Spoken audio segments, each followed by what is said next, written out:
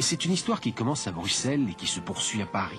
C'est une histoire qui nous montre qu'avec un peu de culot, on peut arriver à vivre ses rêves au lieu de se contenter de rêver sa vie. C'est l'histoire aussi d'une rencontre, celle d'un dessinateur bruxellois et d'une véritable légende du cinéma français. C'est aussi celle d'une amitié entre deux hommes de générations différentes qui se sont découverts nombre d'affinités. Comme tous les mois, Bernard Suissène laisse un jour durant crayon et pinceau à Bruxelles et se rend à Paris, muni de ses planches dessinées. Il a rendez-vous avec Claude Lelouch. Le réalisateur-producteur a accepté l'invitation du dessinateur à se lancer dans une nouvelle aventure, devenir scénariste de bande dessinée. Depuis un an, l'un et l'autre travaillent à l'adaptation d'un film réalisé par Lelouch en 1966, Toute une vie. Je trouve que Bernard a eu une idée formidable en choisissant Toute une vie. Je pense que c'est à la fois une histoire qui s'adresse à tout le monde, aux adultes, aux enfants, aux adolescents. Et moi, je suis content quand j'ai pas toujours que des bonnes idées. Je suis content quand d'autres ont des bonnes idées à ma place. Et je trouve que Bernard a eu une très très bonne idée. Enfin, c'est lui le leader dans cette histoire. Hein.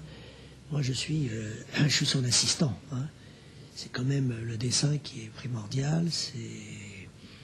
Et donc, je me suis comporté en numéro 2 quand même pendant toute cette création.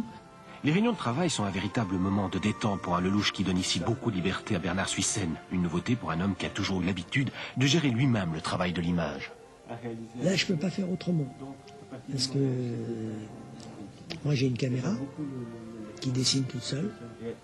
Et là, je suis passé par quelqu'un qui dessine à ma place. Alors, ça me permet au contraire d'aller plus loin.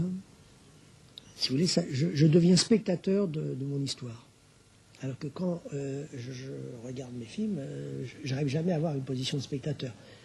Je reste constamment en position de créateur, d'auteur. Et là, je suis devenu spectateur de toute une vie. C'est comme si on m'avait raconté toute une vie. Et alors évidemment, comme j'ai des atomes crochus avec cette histoire, je suis à même de l'aimer encore peut-être plus qu'un autre.